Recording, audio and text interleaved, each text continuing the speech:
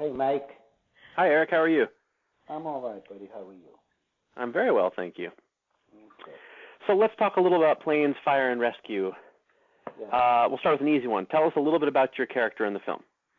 Well, the character was, I had to dig real deep. I had to go into my soul. I had to go into the archives of Poncherello and bring him up, bring him forth.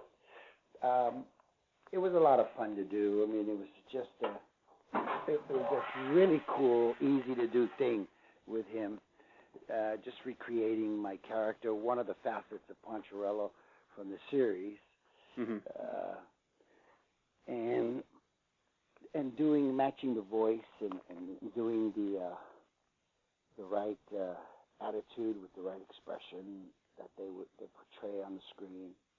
It was a lot of fun. It was great to work with. Well, I didn't get to work, but it was great to have seen everybody that I had known through the years being at it for so long at the private dinner screening for us, for the cast, and then, of course, at the premiere at the Egyptian Theater on Hollywood Boulevard. That was wonderful. And actually, I was curious about that. I was going to ask you about your recording sessions. I take it from what you said that you recorded mostly by yourself as opposed to with other cast members? No, yeah, by myself, both in Spanish and English by myself. So that was really good. Yeah. Is it challenging to bring a character to life when you're using just your voice?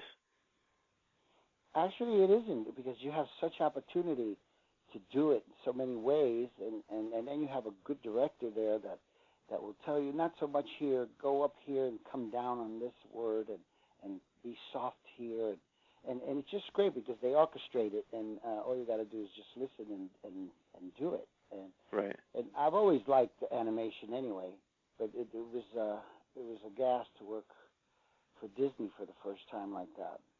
Right. Now, how did you get involved in the project? Did they come to you? Was this a character they had already in mind? Where did it get started? Well, it got started because somebody had an idea that, hey, why don't we, because Ed Harris played the lead in the Planes, of course, but they had in mind, well, why don't we make him that he was a television actor on a show called Chops, where he was a helicopter, and then he left that, became a pilot, and then became a firefighter. So it was great that they incorporated a TV show within the movie of one of for their character, their lead character, and then it being helicopters, they call it Chops. So it sounds like chips. So it's all a play. It was pretty smart, very smart, and very creative that they would do that whole thing in that way. Right. It was terrific. It was a good movie. If you haven't seen it, you need to check it out. You will enjoy it. Yeah, my kids really enjoyed the first one. They haven't seen the second one yet, but they're looking forward to it. The second one, when you're sitting there and listening to it, you don't even think you're watching a cartoon. Yeah, that's awesome. It's so real. The performances are so good and so engaging. Right. Were you familiar with the first film before you got involved with the second film? Was it something you had seen, or did you have to go and kind of dig into the world of planes and cars before you started recording? No, I was familiar with it. I raised all my children on Disneyland, right. Disney World, Disney movies. Excellent. So I was familiar with the way they do things that way. Mm-hmm. Speaking of Disney, you mentioned this is the first time doing animation for them, which means that your character will live on in toy form for pretty much the rest of time. Have you been able to see yourself as a piece of plastic yet? Oh no, there were 3 different toys of chips that came out, 3 different characters. Right. Some of them I don't know what they were thinking when they made it, but but no, I've seen myself as a bobblehead. I've seen myself as little plastic characters, 6-inch tall, 2 inches, 4 inches, all sorts of little cute things. I'm familiar with it. Now, this isn't the first time you've done voiceover work. You've obviously done, other voiceover projects in the past. What is it that you like about doing voice work as opposed to doing on-camera work? I find it unintimidating. I find it very challenging because you have to be you really got to be within your head. Mm-hmm. You have to foresee everything in your mind, and then of course take the direction from the director on how they want you to verbalize it and where to go with it, and you always do 3 or 4 different readings of the same line, and they pick what they want, and which is great. So you can, and you don't, and you can show up without shaving. That's definitely a good thing, right? Oh yeah. So obviously you've mentioned Chips, and this character sort of came about because of that. And I have to tell you, I'm a huge Chips fan.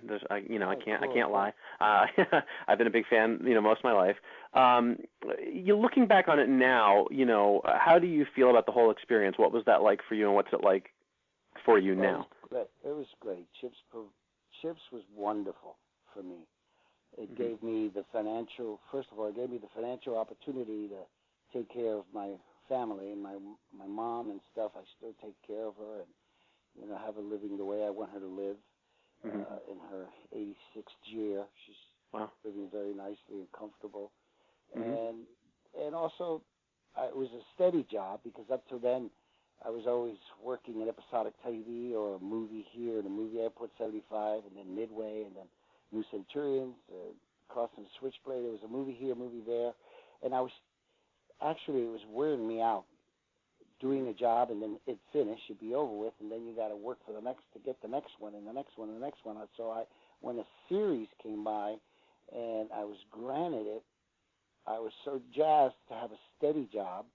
And also when I got the role, I auditioned for Chips as an Italian-American cop named Poncherelli.